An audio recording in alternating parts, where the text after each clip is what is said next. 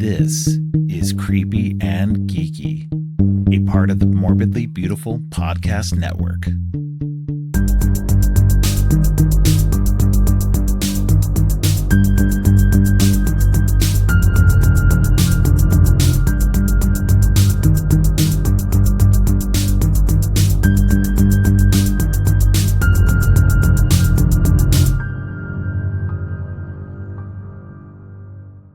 Welcome to Creepy and Geeky. I'm your host, Robert, and today is part 3 in our sequels series. Today, we're talking about I Know What You Did Last Summer, and I Still Know What You Did Last Summer.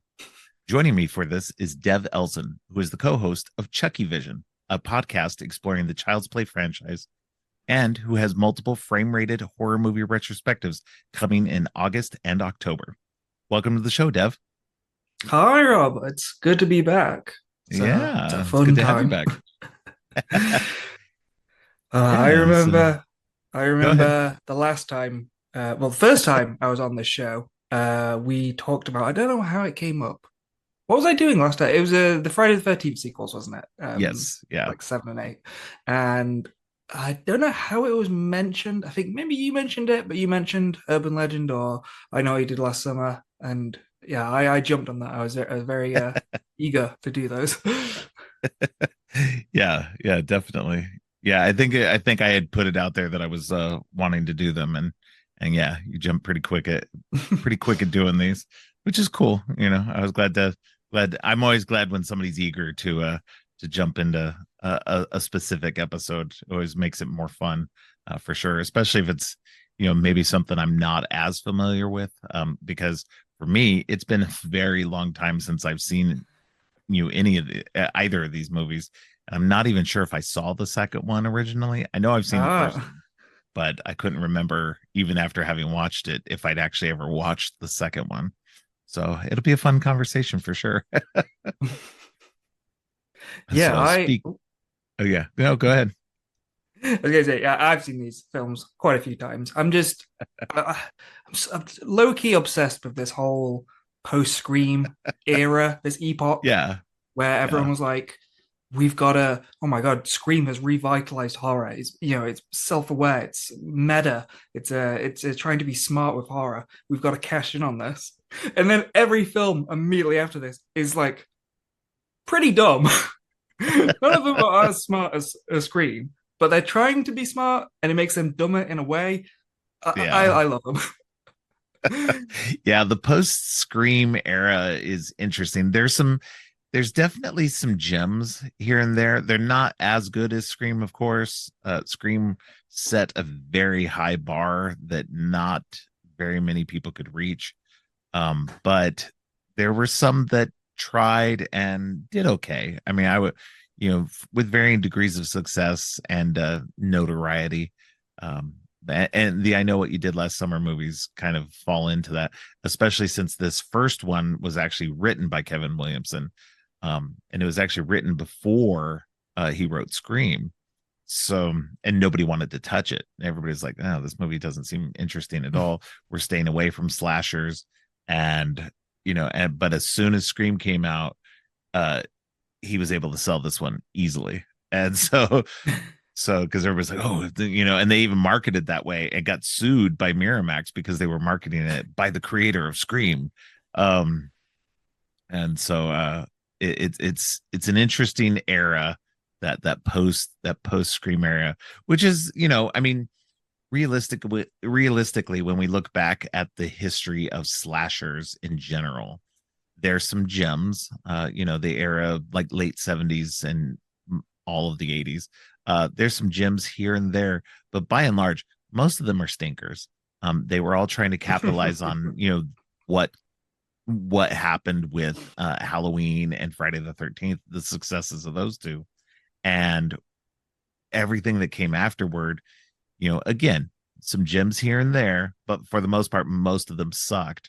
And it's very similar to what happened post Scream. Scream revitalized it, and everybody threw in everything again. And, you know, you can tell the people who were really like trying to capitalize on it for the money, and the people who, yes, we're trying to do that also, but actually tried to care about it a little bit. Oh yeah, and even stranger, Scream, Last Summer, and Urban Legend are all intimately connected because, yeah, the director for this, Jim Gillespie, knew Kevin Williamson, and they had talked about this script before Scream. When Right. when Williamson started working on Scream, Gillespie was like, "Oh, I'd love to do that," but then the studio were like, "We really want Wes Craven to do this," so you didn't get that chance. Then, of course, because of the success they did Last Summer, and when they were writing Last Summer, another director came in and he was like, "I really want to do this so bad that I made a fake trailer for it," and he showed it, and everyone was like, "Oh, this is really cool. This is really cool." But we already have someone for this, and they were like, "We'll give you the next script though." And then that was Urban Legend. The director got Urban Legend. Which, arguably is one of the better post Scream movies. Um sorry. I think that what Jamie Blanks did with that is a really good I've always been attracted to urban legends myself. So, that pulled in a lot of that urban legend goodness to in a nice little stew. It's not a great movie, but it's pretty good. I It's adore it. enjoyable at least. And then, as we'll get Yeah. into it, the most interesting thing is when you watch I Know What We Did Last Summer, it really isn't a Scream film, not until the very end. No. Yeah. Yeah, no, it's like the both of these are pretty much straight up slashers. They're not doing anything meta. And I think that's, both a kind of somewhat of a detriment, but also somewhat of a plus for it too, because it's not trying to be Scream. It's, Kevin Williamson just wrote a straight ahead slasher flick that doesn't have any of that meta stuff. And so, where that's attractive in that era, it's also good that it didn't kind of ape that, especially because it came out so quickly after, because this came out the same year as Scream 2 did, because they fast tracked Scream 2. Mm. And so this 97 was like the year of Sarah Michelle Gellar, like hitting horror stuff hard because she was in Scream 2, she was in this, and then she was Buffy had just started. So it was like huge Sarah Michelle Gellar like everywhere, which was great. She's a great actress. And so it really, really was her year, especially in horror. So it's but yeah, I mean, let's get right into I Know What You Did Last Summer. The setup for this is that these four kids, they're driving along a winding road at night, presumably in North Carolina, but they actually had to film that in California because in North Carolina they don't have hills like that. And North Carolina is very flat, especially along the water. And so they they as they're winding along, they accidentally hit somebody, and in their panic, they try to get rid of the body. And then a year later, somebody sends them notes saying, "I know what you did last summer." So that's the setup. Very simple, very slashery goodness. And it kind of goes from there. They all are getting stalked by somebody in a fisherman slicker. So I think that's even what they call him. He's just the Yeah. fisherman. So But yeah, right off the bat though, that I was really watching this again, I was still surprised by the setup, not by what happens, but in terms of a lot of these slashers, Scream included, the main characters are essentially innocent. There is some right, tragic backstory. Sydney has her mother and all of that yeah, backstory, but that's not really her fault. She's just carrying that history.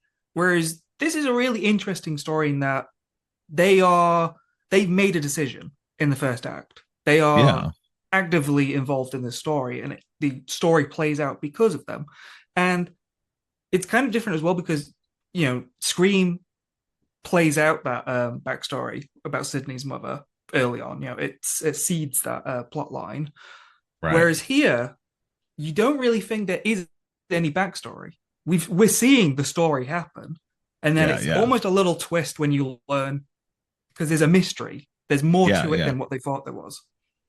Yeah, because I mean, even the audience, we're only given so much, and so we fill in those gaps ourselves with what little knowledge we know. So when the twist comes later, it does come as a surprise to us because we weren't really given all that much information.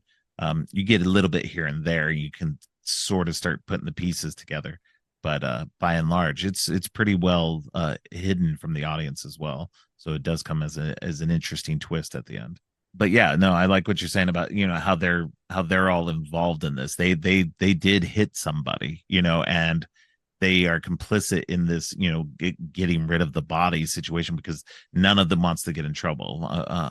Like two of them are like rich kids and two of them are kind of local kids, and none of them wants to jeopardize because they're all in high school and they're all about to go to college, and none of them wants to get in trouble and lose what potential they have. And that's a very like teenager mentality. So I mean, it's very in keeping with that kind of attitude, and it's very in keeping with Kevin Williamson's work in general. He was very uh you know dialed into kind of that teenager thinking, because I don't think he was that much past. I think he was in his 20s when he wrote these, and so it's something you could look back on and have that and understand that same mentality. And he really covers the whole teenager experience because Scream One is middle of high school. Last Yeah, Summer is leaving high school and then going to the prospect of college, and then Scream Two is college, and yeah, then yeah, I still know it's college as well. yeah. Well, and then he, like, it's great that he kind of does all this within all this, because then he also has another movie that he writes and directs, that Teaching Miss Tinkle. Mm. He again, which is set in high school, so he's very, and of course he was the creator and showrunner of Dawson's Creek, so which is very soapy teenage drama, uh rather than something in the horror genre. So he's very much like that whole late 90s early 2000s era for him is very very much getting in touch with that teenage past of his. So uh, but yeah, this movie's I like this movie. I don't love either one of these, but I did enjoy them, watching them. I know I still Know What You Did Last Summer gets a lot of bashing. But it's not bad. It's like I mean, it's a very predictable, and we'll get more into it later, but it's a very predictable, not predictable even, but it's very middle of the road slasher. But that doesn't make it a bad movie. So both of these together were actually fun and interesting in their own ways.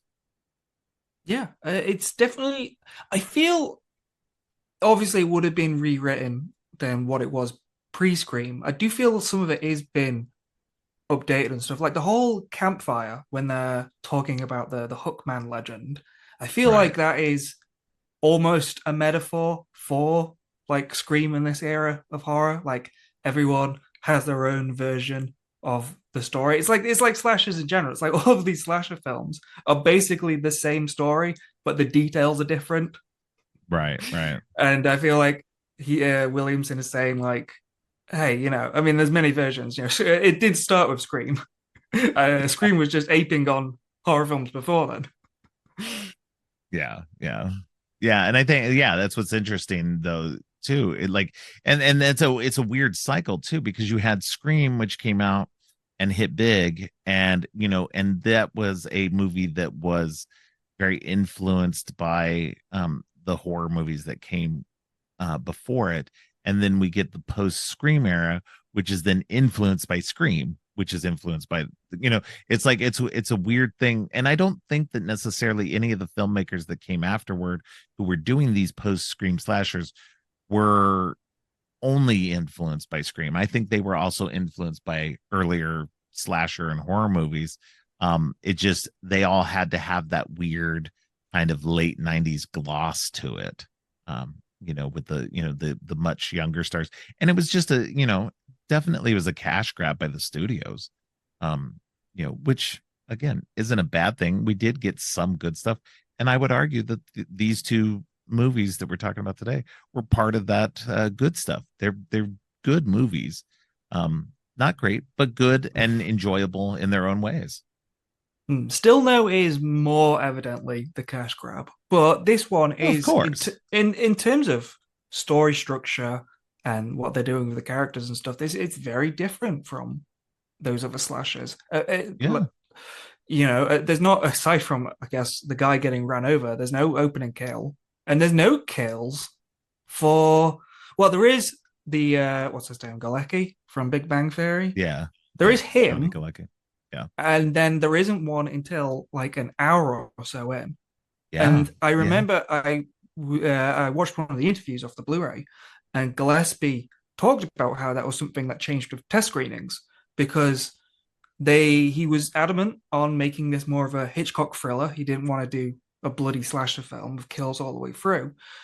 But then he noticed like a lot of the psychological torment that the fisherman was doing. He realized that all he was doing was just sort of walking around. I mean, he was, you know, um, cutting their hair and, messing around with Right. them, but he hadn't killed anyone. And so he felt like the audience, they didn't know what the stakes were. They didn't know what the fisherman was actually going to do at the end. So Right. Right. they went back because Galecki was just meant to see someone in the mist, and then that was it. And I guess you think, oh, maybe he's involved for the rest of the film. So by explicitly killing him, then they were like, everyone knew, oh, the fisherman kills people. He's going to kill these guys. Yeah. Yeah. No, I did find that interesting though too. That yes, we get that early kill, but then we just get the fishermen messing with them at first with the main group, and it's like, is he going to kill them? Is he just messing with them? You are confused for a little bit, and plus, they do set up the red herring that it's Freddie Prinze Jr.'s character that's the killer.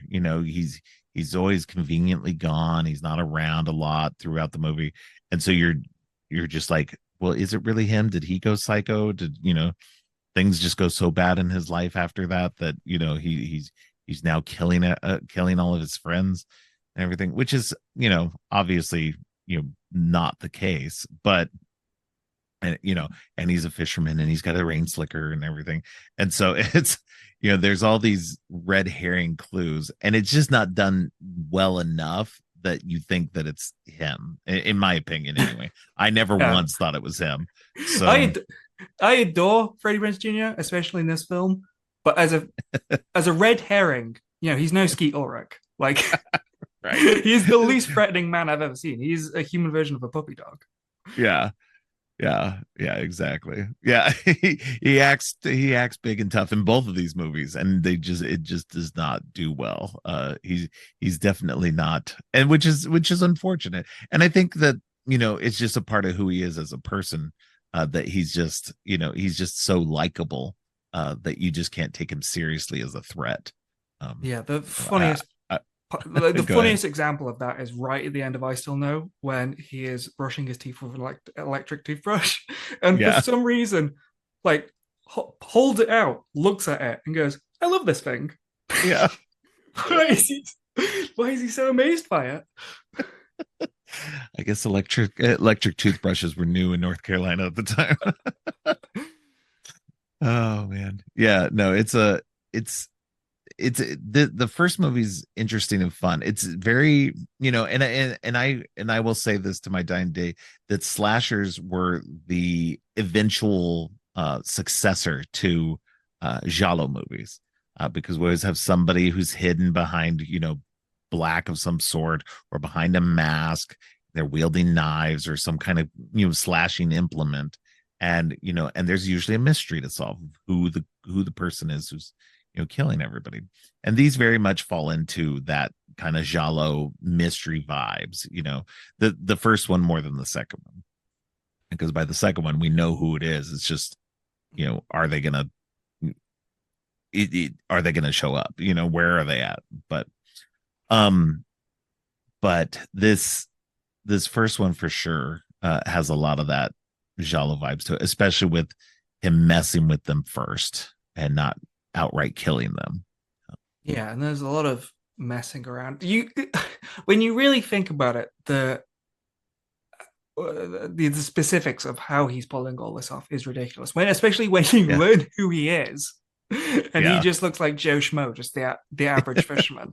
yeah, And yet, there's a sequence where he sneaks into Sarah Michelle Gellar's house when she has a dad and a sister also in the house. He sneaks yeah, in, cuts her hair, gets out, then goes to Jennifer Hewitt's house, puts Galecki's body in her car, then yeah. I presumably With a tails bunch of her crabs and stuff. with, Yeah, with a bunch of crabs as well.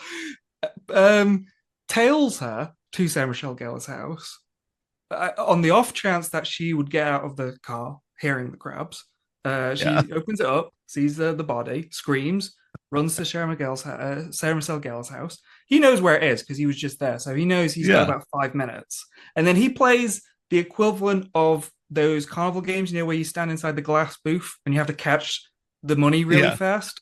He's doing that in like 5 minutes. He's got to get all of these live crabs out of the trunk of his car and into his car, and then get the body out as well, just Meanwhile, just to go make her ahead. look kind of crazy. Yeah, and meanwhile, it's the middle of the day Yeah, in a neighborhood street. He would have to be pulling out the dead body and all the crabs with potential witnesses everywhere, and and somehow manages to do it, and makes the trunk completely clean. There's no blood, there's no nothing, there's no it is whistle clean. It is the most ridiculous sequence. I was like, how did he do that in such a short amount of time with nobody seeing him at all? Like, it was so dumb. I have to presume uh he's still in the slicker by himself because there's moments during the parade when Sarah Michelle Gellar is like looking off trying to see him, and he's standing yeah, there in the middle of the day. And also, you see later he's taking pictures, so he's like in the outfit in the slicker with a camera yeah, taking photos and stuff. We haven't even got to the sequel yet, where his plan it gets ridiculous. yeah. But yeah, it's this movie, and that's what makes it fun though in a lot of ways. And you really do get to really like, because it's actually a limited amount of characters. You've only got the four main characters and stuff. You don't have this, sometimes some of these movies get, you know, 6 to 8 different characters, and so you don't get a lot of character development except for maybe one or two. And at least with this first one, you got the four main characters, and so you get quite a bit of development with them. You get to know them a little bit better than you would, some of the typical horror movie characters. Yeah, you do. You And do get so to focus on these, yeah. yeah, yeah, and so that's what's good, I think, about them. Um, also messing with them too is heightening those stakes. You don't get that a lot in slashers either. The slashers don't really mess with people before they start killing, because what they're doing is they're killing some of the ones early, and that's the messing with the other ones. So it's kind of interesting to kind of change the dynamic a little bit in this first one, especially, that because the second one kind of ends up going more into the traditional slasher tropes, but this one kind of starts to subvert it, and you got to appreciate both, Kevin Williamson's writing and Jim Gillespie's directing, in that that's what they're doing. They're really trying to subvert those tropes. Yeah, and Gillespie was definitely he's a good director for this. There's a great sense of a scale to it because it becomes a very he's very aware of how interested the audience would be at times because it does become quite an intimate story between these four. So like he's always making it seem grander than it is. The very opening with the huge sweeping helicopter shot across the Yeah, ocean, and then it's a small town, but like we start with the parade at night, and then Sarah Michelle Gellar's like pageantry show. So it's all very big, and then he's also quite smart with some of the directing because there was a scene. I don't know if you noticed how similar um, a sequence idea was when Sarah Michelle Gellar is in the cop car, and then during that Oh whole yeah, attack sequence, that yeah, was basically going to be the sequence in Scream 2 where the yeah, fisherman, where the ghost face and that gets knocked unconscious, and then they have to climb through and over him. yeah, yeah, They were going to do that in this film, but then Gillespie was very aware, like, there's no way I can film that without showing his face. yeah, He doesn't wear a mask, so we can't do yeah, that. yeah. Yeah, yeah, I could see that, changing that up a little bit, and that's probably why, uh, um, and well, and then depending on how that went, Kevin Williamson may have known that Gillespie wasn't going to do that, so he was like, well, let's throw that into Scream 2 because, as far as I know, Scream 2 hadn't been written, you know, before, like it had to be written pretty quickly, so he was probably throwing in a bunch of ideas he had for like uh I Know What You Did Last Summer and stuff that didn't get used. So it makes a lot of sense why sometimes Scream 2 feels a little more slapdash, thrown together, than than it should be, in my opinion. I'm one of the few that puts Scream 2 pretty low on my list. I still love it, but it's low on my list of Scream movies. So, but yeah, I think that the this one's got a lot of interesting bits about it. I mean, you got Johnny Galecki, and that's what's funny too, is because you get that kill early, but it would have been interesting to have him as a red herring, um, and instead of killing him early. Like I get the point of killing him early because you want to set up the stakes, for the audience, but then by getting rid of one of your better red herrings, somebody who really does, like, is obsessed with Jennifer Love Hewitt's character and is angry with the guys in that group, that would have been a great red herring to have the entire movie, and setting him up as somebody who could potentially be the killer. Yeah, it is played with for a little bit. Yeah, it could. Yeah, that's a weird case of where we know he's dead, and then they still Yeah, play with it a little bit where they think it's his character Max. But yeah, yeah, after that, then they really do think it's that whole David Egan plot line, or maybe yeah, for a moment Ryan Philippe thinks it's Freddie Prinze Jr. yeah. There's always kind of a dick moment when he's like, "Oh, you've always been trying to weasel into our friend group and stuff." I assumed from the start of it, those guys have been friends for ages. What a dick, Yeah, right? Ray Believe is such a dick in this movie, but it's amazing because he's also not a jock, but he's kind of playing it like yeah, he is. yeah. He's just, he's playing the rich kid, the rich kid douche, really well. And so, it's, Ryan Felipe, he's really good at kind of playing douchey characters. A little too good at times. But yeah, he's again, him and Sarah Michelle Gellar, they play really douchey characters later on in another, it's not a horror movie, but it's another like soapy teen drama thing in Cruel Intentions. Oh So god, yeah. uh yeah. That's a really good one. I really enjoy that one. But but this one's fun because you do get these kind of things, and as much as Sarah Michelle Gellar's playing the, she's the beauty queen and everything like that, she's still kind of a townie too. Her family owns a shop there in town, and so she's trying to get out of town. She wants better. She wants to go to New York, and it's, there's, in the beginning, anyway. And so we get this whole thing of that she just wants more. And then, because we do pick up a year later, like the movie starts, they kill the guy, um and then, a year passes, and then that's when we start getting the notes and everything. And and things haven't gone so well. Freddie Prinze Jr.'s character, I wish I could remember all the character names because I hate saying all that, but that he he didn't go to college. He's just on the fishing boat. Ryan Phillippe's character is just being a rich douche. Like, he did go to college, but him and apparently him and Jennifer Love Hewitt's character, they both go to the same college, but they never see each other. And but Sarah Michelle Gellar, she went off to New York, but couldn't last long, and so she was back. She was working in her family store, and she just couldn't get away. And it was, you can see, and that's Sarah Michelle Gellar's a great actress because you can kind of see the defeat in her eyes when she's talking to Jennifer Love Hewitt. So it's definitely, you get this nice character development, like I said earlier, with these characters. You get to kind of live in their lives a bit before the killings really start. Yeah, you oddly the film spends a lot of time on Sarah's storyline. It almost feels Yeah. like she has more going on than Jennifer does. Yeah. Oh Because I yeah. mean, Yeah. Jennifer's like traumatized. She's still, she hasn't. She was probably really the only one there who didn't want to dump the body.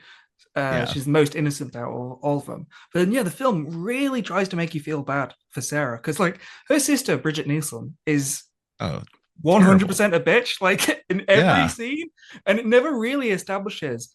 I guess, I mean, it establishes, oh, Sarah's the prom queen and everything, and she was a big deal and stuff. Maybe she was a bit And she's haughty, just but jealous. like, Yeah. yeah, maybe she was kind of a bitch off screen, but like most of the time here, she's just getting dumped on the entire film. Yeah. You feel really bad for her. Yeah. She didn't get to, live her dreams, and she's like, she's stuck working in the store, and her sister's just like incredibly cruel to her. And her dad just seems to be completely checked out, care less. He's just zoned out watching the TV, just does not respond to her at all. And it's just like, what the fuck is going on with these people? Like, it is really a sad like existence for her in a lot of ways. And then to be like, to be terrorized on top of that. um but but I do like that she and Jennifer Love's character then go on this investigation. Freddie Prinze Jr.'s character just kind of is checked out doing his own work and everything, and Ryan Phillippe is just blundering his way, being a bully to everybody, just trying to do his thing like that. But they're actually trying to investigate, and it was good. I love these. I love when, like, the final girl or the girls in these things get to like actually do that kind of research and take some agency and all of that, to kind of help discover who the person is. That's always a lot of fun. Yeah, we. It's funny the work in this. Like, Freddie must be so busy because he barely spends any time with his Right. co-lead Jennifer, even though they're meant to be together. And then Sarah spends more time with Jennifer, even though we've seen her like once at work, and then I guess work really must suck because she spends as much time away from that as she could. Right. Yeah, yeah. You never see her other than the moment where Jennifer Love Hewitt comes back and is trying to talk to her, and finds out she's there. You never again really see her in the story until later when she's trying to get away from the fisherman. But yeah, she's not working. And honestly, I believe this only happens like over the course of just like 2 or 3 days at most. Um, all the events of, once it's been a year later, it happens all pretty quickly. So Yeah, the so Fishman it's really really rushed his plan. He, yeah, he well, was I just look. mean, He got bored. It had been a while, and then he was looking. yeah. He was like, "I know July's coming up," and then he looked at the calendar and he's like, "Oh my God, it's July 2nd already." I've got a timetable. I got to get this done. It's got to be done by the fourth. Um, yeah, it's it's interesting and odd for sure. He had to hope that Jennifer Love Hewitt's character would come back at that moment, and it's just it's oddly timed. There's no because there was no reason for her to come back other than she just came back. She didn't like come back to like save a friend or anything like that. Nobody called her and said, "Oh, hey, something's going on." She's the impetus for everything because she got that letter first. So but it got delivered to her house in North Carolina, not to college. So it's this weird thing where it just happenstance that she happened to come back right in time for him to start his reign of terror. And the ending is kind of random. Up until Sarah Michelle Gellar, her whole chase and death sequence, you put it together that the killer was going back to his boat because you see Sarah and Philippe's bodies in there. Right. But then, yeah, he just really took his chance. He was like, "Oh, here's the other two people running down the Yeah. dock towards me. I don't even have my slicker on, but fuck it, I'll do it now." Yeah. And I mean, and it was a nice little twist because at first you think, oh, he's just a guy trying to help them, help her get away from, who she thinks is the killer because she sees the Billy Blue thing and she makes the wrong connection. Um, and rather than sit there and talk to him, she starts running. Um, and so it's a little silly and contrived, but and then they get on the boat and it's I don't know. The boat seemed like such a weird place for your final confrontation. There's too many. Like I get that it's confined, and so there's no real way to get off of it. So there's only so many places you can go because it's a small boat. But it just I don't know. It just seemed like such a weird place to hold all of it, and that's just me. Also, yeah, he takes Jennifer by herself and then leaves Freddie on the Yeah, it dock. doesn't kill him. So Yeah, yeah, so like obviously he has the bodies. So it could be a case of like early instances where if Freddie does go to the police, he's got no evidence really. But I mean, still, if he said a guy kidnapped my girlfriend and took off on a boat, like yeah, how is he going to kill Jennifer out at sea and then come back and then finish off Freddie? yeah. It seemed Without like the cops being around, and so yeah. whatever plans he had just kind of trailed off here. And here's the thing though. I would say in general, most slashers, they have barely formed plans, and that's what kind of sucks about it too, is because in the beginning, you think this is actually fairly elaborate and fairly well thought out, but it crumbles really quickly. With his whole like the whole end part, it just crumbles, and you're just like, what happened? What, dude? All your Yeah, plans, it's a good thing he has that mural of like all the photos of him and his family and stuff that spell out his backstory. Yeah, Because if it was just a normal boat, then he'd have to be like, I don't know if you know, but if you figured it out, then you're right. That is my backstory. right. Yeah.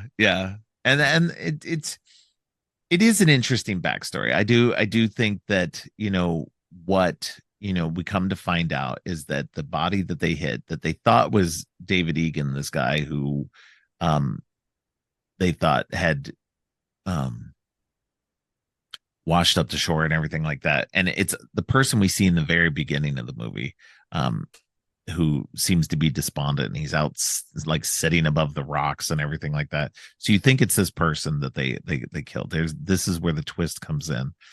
You think it's him, and he was devastated by the you find out through all this that he was devastated through an accident where he killed his girlfriend.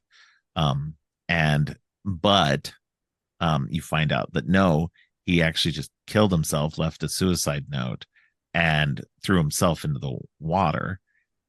But the person that they hit and threw into the water turns out to be the father of the girl who David Egan killed. And so, and all of this was just random and, you know, weird. And it's like, I get that you want to get vengeance on the people who hit you and threw you into the water. I get that. Don't get me wrong. But for everything else that was going on and the weird connections to everything, that it was just and don't get me wrong, I thought it was an interesting red herring twist for that to be like David Egan wasn't the character, it wasn't the person that they hit, and wasn't him coming back. There was no supernatural, oh, he came back from the dead type situation. So it was definitely a fun twist. Yeah, it is great to learn that the real killer is this Ben Willis guy. Yes. and he was.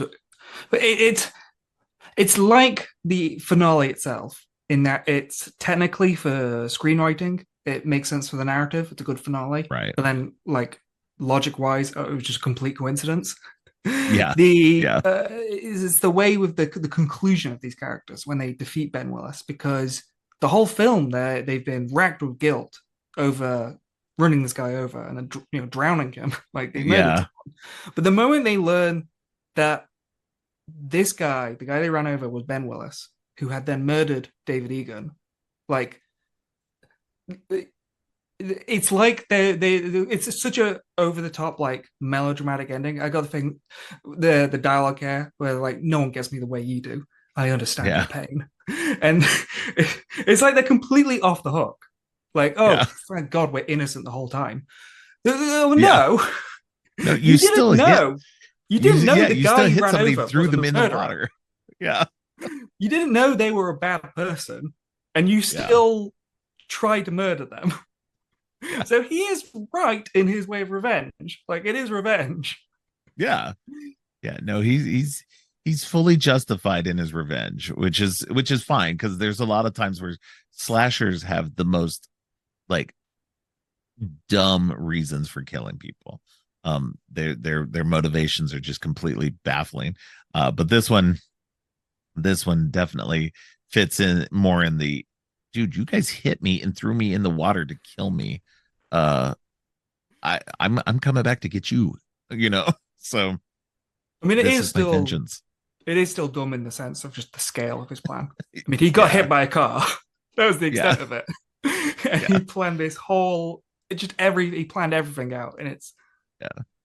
uh,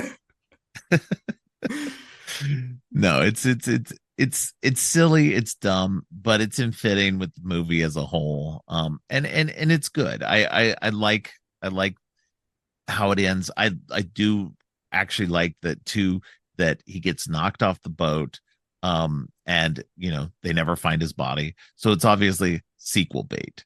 They knew they were going to make a sequel even when they ended the movie. They were like, let's make sure that we don't kill the guy off, so that way we have our sequel.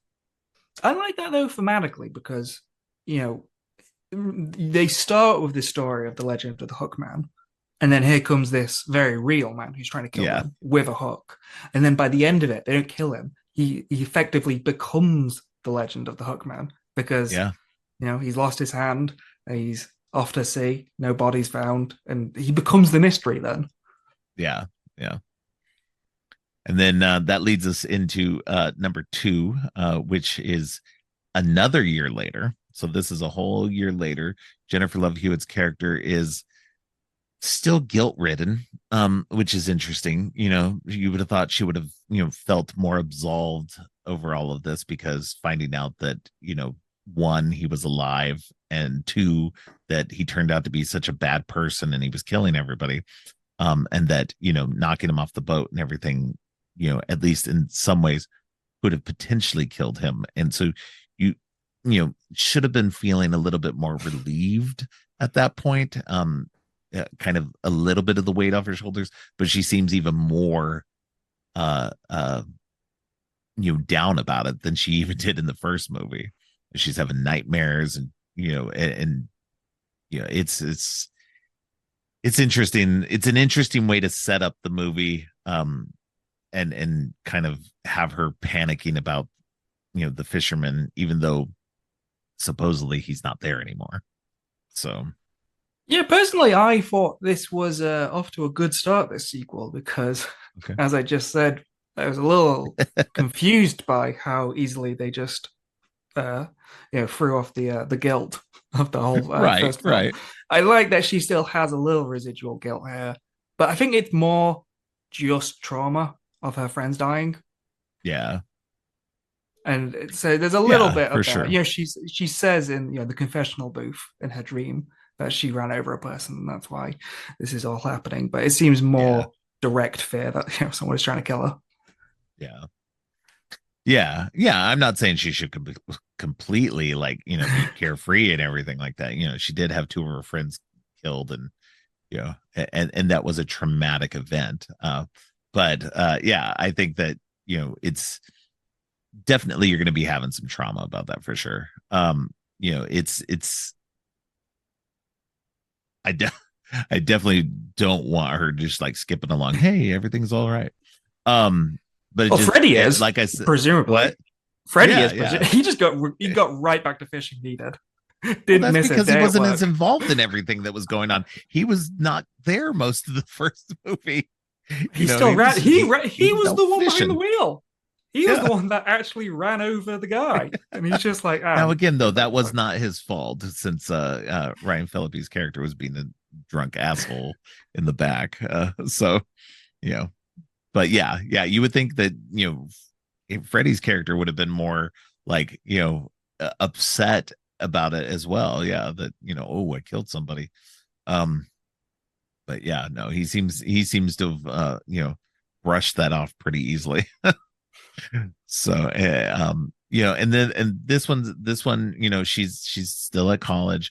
She's got a roommate. I'm not sure if it's meant to be the same roommate that she had in the first one. I noted that. Different Yeah, actresses. Yeah, it's a little confusing about that, but different actress because this time it's Brandy, the musician Brandy, and so she's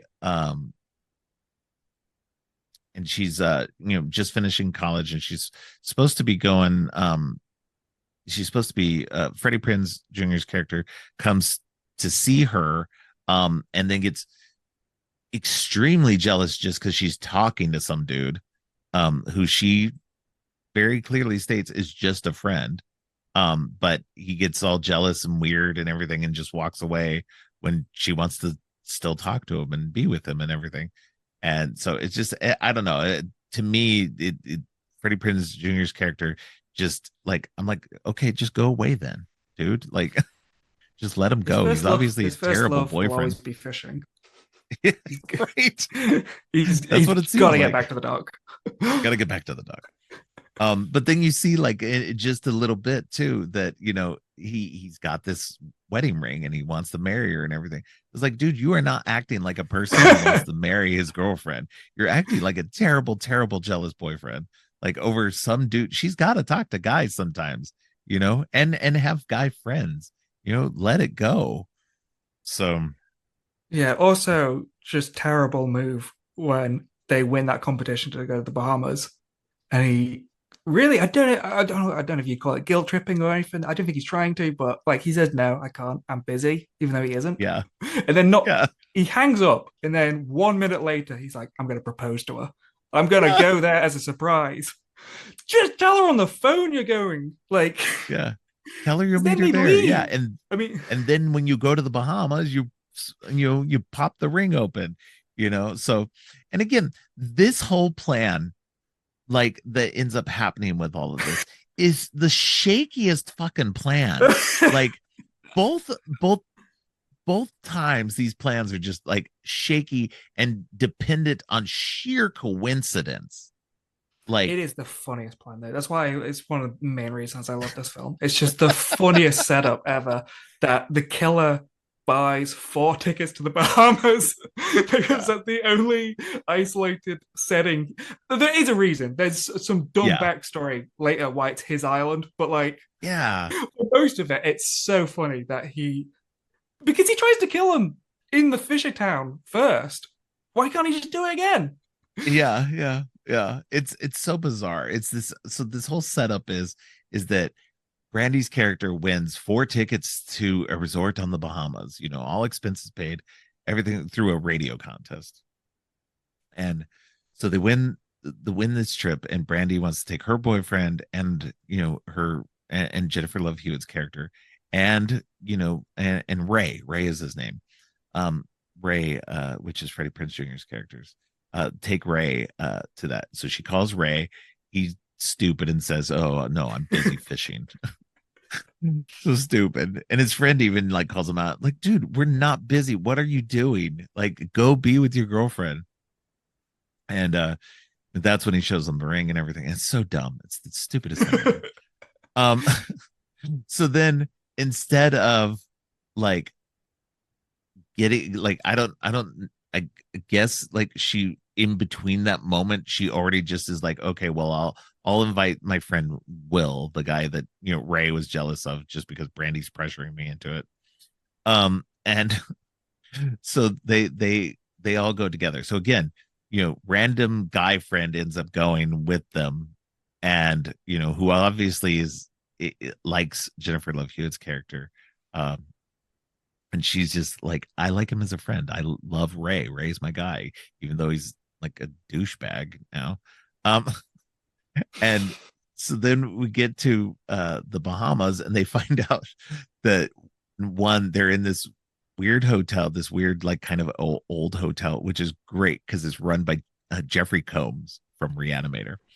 And he's playing like this really douchey front desk guy. It's the best. I love it. I was worried for a second because he was acting real mean to the black characters first, and I was like, Oh "Why are yeah, you work? Why are you working in the Bahamas?" But then he was a dick to the others, and I was like, "Oh, okay, he yeah. just doesn't like kids." No, he's not racist. He's just a dick to everybody. Yeah. Oh man. Yeah. No. Thankfully. Yeah. Thankfully, that was there was no subtle late '90s racism going on. Although Not weirdly, so subtle. Brandy is in the cast, does not have a song on the soundtrack. Jennifer Love Hewitt does though, and Right, she gets like to sing things in out it. of anybody who's singing in that movie, it ends up being Jennifer Love Hewitt, which is great though. She's a singer as well. She's you know has a singing past, so, and she does good at the karaoke. I think she does well. But it was an odd thing that Brandy didn't get up there with her and sing also. It's like, you have somebody who's at the time a popular singer in this movie. You're not going to put her on the soundtrack. You're not going to put her in the movie singing at some point, especially the singing sequence. Yeah. Choi Weird choices were made for this movie in a lot of ways. So then, they're set up in this hotel, but then they find out that, oh, guess what? This is the off season because there's a major storm coming. And it's like, well, of course that's when like a radio station would do that as well. Like, of course they're going to get the cheapest tickets possible to go someplace during off season. So now they're going to be stuck inside the hotel while this massive monsoon comes through. And so, all that aside, we skipped over something. Jack Black is in this movie Oh with boy. dreads, and it's the weirdest fucking role. And it's early Jack Black, but it's still Jack Black playing Jack Black the way he does, and it's actually very good. I love it. It's it's great to see him. It's a nice piece of comedy relief through this first section of the movie. Yeah, It's a lot of fun. yeah. Just to talk about those characters, it should be noted that this film is not written by Kevin Williamson, You're but right. it very much feels like someone trying who's seen Scream and is trying to aim Yes. these films. And so rather than the core four that you have in the first film, there's a lot of weird, eccentric side characters in this one to pad it out. Yeah. So you have Jack Black and Jennifer Esposito as the grouchy bartender. You can Grouchy just get part. all these Everybody weird characters. everybody's grouchy at this resort. I don't even know why she is here. They ask, why are you still here? And then she gives like a half joke answer, maybe. Yeah. And then that's Yeah. the excuse for her being here. And then Yeah. she doesn't come back for like another half hour. So No, literally everybody is set up to be a red herring. Like, nobody is a good character in this. You're just like, everybody, they just like is a terrible person that you're supposed to consider. Oh, okay, maybe they're actually the new killer in this. Like, well, what's going on? But again, you're also meant to think that the fisherman in this is the returned person from the first movie. You're meant to think that it's Ben Willis this whole time as well, because they really never try to red herring it into somebody else either. And so, yeah, yeah, well, yeah, there's go a ahead. weird point where they think the elderly worker Yeah, there yeah. is maybe True, doing true, it true. through Yeah. voodoo. That's a weird tangent. Can you imagine a last summer film involving voodoo and magic? I can't imagine that. Thank God we're only doing the first two movies there.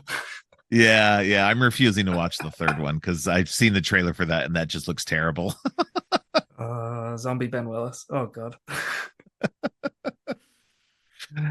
But yeah, voodoo makes a return after it had kind of vanished in the early 90s, I guess. Um, it's It's the we hadn't had Bahamas. voodoo as a I don't plot think the device. writer knows Y- much about the Bahamas. Yeah. It's not really the Bahamas. It's yeah.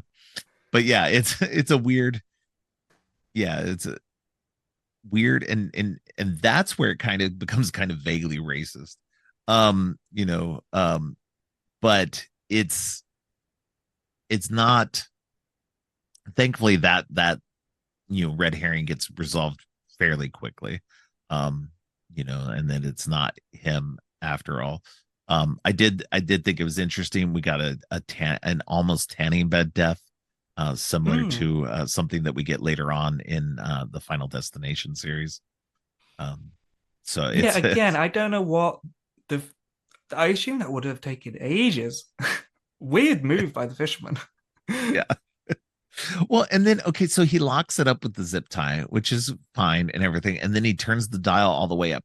Then when they discover that she's in there and she's roasting alive in that, their first instinct is just to, bash it to get the thing open. Turn it down first. Like that was my thing. Just turn it down and she won't be Turn it hurting. down or Like, off. yeah, like turn it all the way down, turn it off. So unplug it. Brandy turned it on. She knows where it is. Yeah. So it's just like I get you're kind of in panic mode and you're trying to figure it out, but I don't know, like turn it off. That was the most baffling thing to me, to like in all of that, you know. Also, at that plot line, or at that plot point, Brandy is the one who's like, "Oh, I'm going to look after Jennifer," and then not 2 minutes later, "Hey, you know what? You should get a tan. I'm going to leave. Bye." Yeah, yeah, yeah. It doesn't sit in there with her. Just okay, yeah. I'm just gonna leave you in this death trap, and hope everything goes well. I'm even gonna leave the room completely. Just yeah, weird decisions were made throughout this movie. But this one's funny too, because you start seeing people dying pretty quickly. A lot of the side people start to die, and they don't know at first. But then when they do start to know, that's when it's he pulls that trick again where he sets up a dead body in the closet, in her closet, blood everywhere. It literally drips. That's how she knows that there's something in there. And then when they all come back into, like, when she calls the front desk, Jeffrey comes in and is all bothered because you had been woken up. And then everything's neat and clean in minutes. Like somehow he was able to move the body and clean everything up in minutes. And And again, it's for just like, the purpose of making her seem crazy for yeah, all of half an hour before then he starts actually attacking them. yeah. Now, here's the It's thing: just did go, was go this ahead. real or was this something Jennifer was imagining? Did the fisherman mess with the Hmm. karaoke machine? Yeah, Because I there's don't a know. moment That's when she looks at it and it says, "I know, still know what you did last summer" on the karaoke machine, and no one else happens to be looking in that direction. I think that may be maybe a could hallucination, have been. Yeah. Yeah, there are but you moments where can't you do tell because kind of, the whole plan is so stupid. You can't tell if he went to yeah. that extent. Yeah, exactly. You never know exactly what's true and what's not there for just a little bit, whether the dead body, she finds in the closet was real or not. You just have to assume it was based on what you know from the last movie. That he did something similar in mere minutes. So you just have to assume he's just really quick at cleaning up a crime scene. So yeah, it's this movie again, this movie's more straight ahead slasher. It's once they do start finding the bodies and then they're running around, screaming like crazy trying to figure out what's going on. And then the old man is the red herring there for a bit. um He it's points just out that they're all idiots because they yeah. thought the capital of the Bahamas was Yeah, Rio. Rio de Janeiro, not Brasilia. Yeah. Yeah, it's really funny. but that's when we get the backstory as well too. Once they realize, okay, he's not the bad guy, he's not the guy killing us, then he's like, okay, yeah, so let me tell you the actual story about what's going on, that Ben Willis actually lived here and worked here with his wife and two kids. And then it's like, oh, two kids. And then at that point, Hmm. the whole kind of red herring unravels. Because then, like, for me anyway, because then I was just like, well, it's obviously Will. Will is obviously the son. The daughter's dead, the wife's dead, you know. Obviously the No, no, no. fisherman's here. He's It, doing stuff. It's gotta be Will, the friend who's just like fucking around and like pretending to be like, yeah, it in couldn't trouble. be the Steve Rogers good boy that the entire first act was all about Jennifer's friends going, "You've got to date Will. He's great. He's the best." Yeah. Yeah, of course, because it's always the guy you suspect least. It's always the nice guy. Um, yeah, definitely, it's not the guy who weaseled his way into their friend group. Kind of Ray style. Like they tried to, try to pull that off in the first one. Meanwhile, we've totally forgot about Ray. Ray gets attacked, and Yeah. and put into the hospital by the fisherman. Not killed again, just attacked and hurt bad enough that he gets put in the hospital. Yeah, no The one cares fisherman about just Ray. really does not want to kill Ray. Yeah. I don't know if that's part of it. Because at the end, they're just like, oh, God damn it, why is Ray here? Yeah, Like, you don't know if they're going to go back for Ray or if they're just going to leave Ray alone. yeah, They're and what? really hard on getting Jennifer, just Yeah, specifically. and that's the weird thing though too, because again, Ray was the one who hit him. Like when it came down to it, they don't kill Ray twice, and he's the guy who hit them.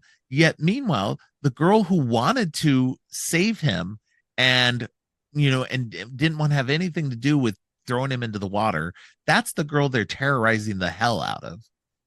Yeah. Yeah, it And just before we their kill her, motivations seem very, yeah, before they kill her. before we Yeah. kill her, we have to kill all of the workers on this island and then all of her friends who had nothing to do with that incident. Yeah. Oh, yeah. No, it's their plan is like just terrible. It's weird. They don't kill Ray. So Ray then has to figure out how to get to the Bahamas. He basically, he hawks the ring to get a gun, holds the boat, like the boat captain by gunpoint to to like take his boat and get to the Bahamas, and to get to this island in the Bahamas. And he shows up again just barely in the nick of time to stop her from dying. It's just the most bizarre turn of events, the most contrived, coincidental things. Again, because they didn't kill Ray, Ray comes back to stop them again. It's like, maybe you should actually kill Ray first. Well, Actually make sure he's dead. they dug a grave for Jennifer LaFewer. Yeah, And that is the ultimate sign that there's one grave. They're only going for her. They don't care about Ray. yeah, yeah. It's really bizarre. It's like the weirdest, most like, honestly, in a lot of ways, most misogynistic like thinking. Like, why her? What did she do that was so terrible to you out of all the other people that you killed? And don't get me wrong, they killed most of the other people like who were involved. But again, like they have Ray and they have her, and yet they're not terrorizing Ray ever. They never, like, he gets a note later on in the first movie, but supposedly he got a note. I don't know. We never saw the note.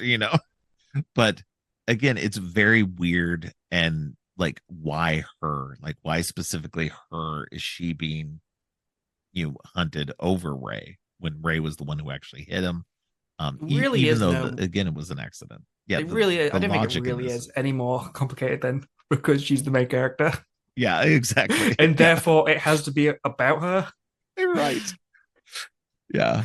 No, I know that that's the reason why, but internal logic, Yeah. of the characters would suggest that that's just really stupid. I mean, But internal yeah, logic. Well, I mean, the internal logic is just insane in this, as we pointed out. Because we've yeah, we've only got to talk about the killer, the second killer. He did Yeah. the Scream thing of befriending them first. So it Yeah. just seems like an incredible waste of time that. And Yeah. then my second part, aside from them going to the Bahamas, but my probably my favorite part of this movie is his reveal of why he's the killer. His name is Will Benson. Get Yeah. it? Will Benson. Ben's Yeah. son. Oh Yeah. my god. Oh, yeah. No, it is. Yeah, it's the reveal that Will is Ben's son, Ben Willis's son, is just ridiculous. And again, it's this weird, like, it has the same logic that the Scream movies do, where like these family members are pissed about their psycho family member killing somebody, like, and then getting killed themselves. So Yeah. the Horror son sequel. has this Yeah. vendetta against them now because his dad, who went psycho over everybody, got didn't actually get killed in the long run. So he just gets sucked Yeah. into his dad's vengeance. That's a good point of the latest Scream films. Horror sequels really make it out that It's not even being like, crazy is hereditary. well, Like the no, and entire family is crazy. it's not even the latest ones. In the second Scream movie, Oh yeah, yeah. yeah, his mom is the killer when it's like, okay, so your psycho son like kills people because like um his dad was cheating on you. Like, it's like, okay, maybe this, the apple didn't fall far from the tree, in that instance. It seems like that's kind of the case with a lot of these families in these movies. It's like, maybe y'all need some therapy.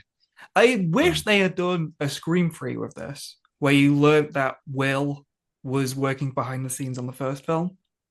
He just yeah. didn't get involved.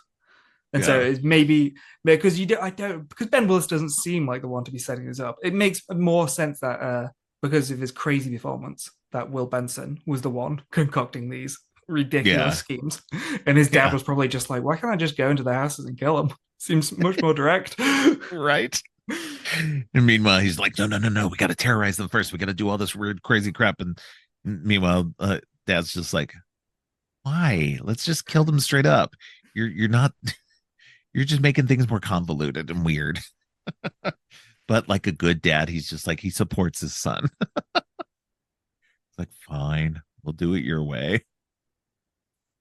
No, it's just, yeah, it's just a bizarre ending. And then Ray gets captured by they have a fight, and then gets captured by Will, and then manages to knock himself loose just before Ben Willis like just brings down that hook into his son's chest. Um, That is poetic justice. yeah, oh, yeah, it's just like, I don't know, just again, you know, that your crazy thinking didn't, suggest that maybe that might not be a good idea to, get your son kind of out of the way first in case you miss. It's raining, it's wet, it's muddy, you might slip, so yeah. I think his Again, son the really ending did was want in to get rain involved. again too, which it was in the first one too. On the boat, it was raining. It was just like all crazy, or maybe it wasn't raining. I don't know. There was a lot of water Well, yeah, it was involved. raining. They definitely used their rain machines in this film. There was a lot of Yeah, rain in the second half. yeah. It's oh yeah, because they're out on the dock and they're just like getting poured on rain. It was a weird sequence too. It's like there's literally some cover like feet away from you at that dock. Like go under the cover so you're not getting rained on the whole time. Oh man, it's just the weird, bizarre thing. And again, I do like these movies. I'm bashing on them, but I do like them. The internal logics and everything aside, they're fun. That's where I come at it, is that they're just fun. They're silly. They're good. They're good time slasher that doesn't take itself too seriously. Um, and that's what I appreciate out of it overall. Um, so Yeah, I mean the sequel definitely. I mean the sequel is, you know, yeah, as fun, if not more fun, depending on what you want, because it's just that, it's far more generically written as a slasher. And in that way it right, is quite fun. Because even like the epilogue, the first one kind of works because he does get away at the end. Or, you don't know if he gets away or not. So it's kind of like, is that real? Is that a dream? But Right. in this one, they shoot the killer. Ben Willis is dead. They shot him like 6 times. Oh And yeah, so yeah. the ending then must be a dream sequence. Yeah, it's yeah, that's the weird thing is when they do the ending and this time it's like she gets pulled under the bed. It's got to be a dream sequence. Obviously they want to set it up as some kind of cuz like both Ben and Will are dead for sure. Will was stabbed, hardcore in the chest and then, Ben was shot several times. So there's really nobody to take up the mantle at this point. So yeah, it's definitely must be a dream sequence. Which we assume the end of the first movie was also her just having a nightmare dream sequence, whatever. Since she didn't get actually attacked in the showers like that. So yeah, it's definitely a funky ending. Trying to set up maybe a potential sequel. I Um, wouldn't be surprised if they had done a direct part three that the daughter Susie yeah, Willis also survived that car crash and was yeah, insane. yeah. Somehow, ever after everything, she survived it all, and now she's the fisherman. So yeah, that would have definitely been. But I'm glad that this series ended with this second one and never had another sequel. Yeah. Oh God. Yeah. If you ever want just a miserable episode, we can do. I'll always know what you did last summer and Open Legend Free, which Yeah, also does the stupid supernatural route. yeah. We may have to do that episode. That may be a little bit fun. But yeah, it's I know that they did a TV series version of I Know What You Did last summer. I've not seen it yet. I I heard it yeah. wasn't very good. Um, No, I haven't got around to it. I hear though from some people that it's incredibly cheesy in a way, yeah, kind of in the way that some of those like Ryan Murphy slashes are like Scream Queens and stuff. The only yeah. thing I know about that last summer TV show is there is a plot point near the end where someone is framed for the murders, and there's a direct quote I heard was like, "That's not my cum on the knife." Okay, okay, yeah. Yeah. That's something. Yeah. I think they're Um. they're definitely taking liberties from the book that this is all supposedly based on. Yeah. Yeah. Because yeah. These are all based on the original was based on a Lois Duncan novel. So yeah, and she wasn't. I think she wasn't happy with this the original movies in reinterpretation of her book because in the original book nobody gets killed, they're just terrorized the whole time. So Which is most of the first film until the ending, yeah, until the third act. yeah, yeah, exactly. Now I do know that they are potentially doing a legacy sequel to this, and that they are trying to get Freddie Prinze Jr. and Jennifer Love Hewitt to come back for that, which could be an interesting.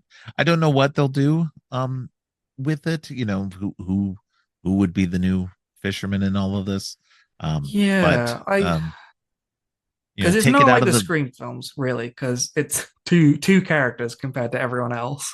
yeah, yeah, And as you say, would because the actor that plays the fisherman is still alive, and he did yeah, interviews on the Blu-rays and stuff. He really loves the reaction that the fans love of the movies and stuff. So he might yeah, still want to do it, but yeah, it would be weird the next generation. But yeah. I don't know. Those two leads are charming.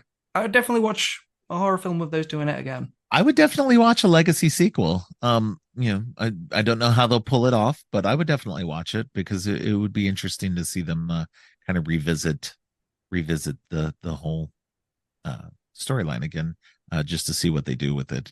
Could be good, could be bad. Who knows? But definitely would be worth watching again.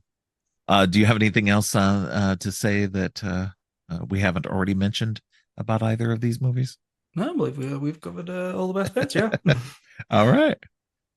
All right. So yeah. I'm plumb out of anything to say. But I do think that anybody who might be mildly interested in these movies, especially movies post Scream slashers, and you haven't seen these, definitely give them a watch. They're fun. They're not going to blow you away, but if you just in general like slasher movies, give them a look, because like I said, they're fun. Don't let us dissuade you from them, because we both enjoy these, and uh, again, they're a lot of fun, and Yeah, the especially for first the one, yeah. summertime.